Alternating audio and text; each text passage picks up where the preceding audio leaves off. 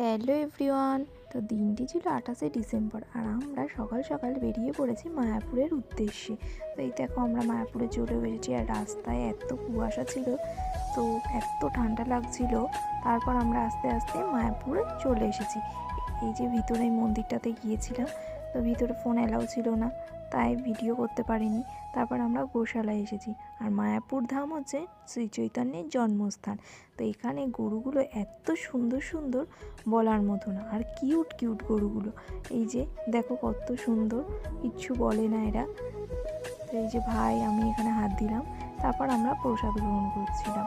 এই যে তো তারপর আমরা চারিদিকটা ঘুরে ঘুরে দেখছিলাম, আর অনেক মানুষজন গিয়েছিল আর সানডেও ছিল, তাই অনেক ভিড়ও ছিল।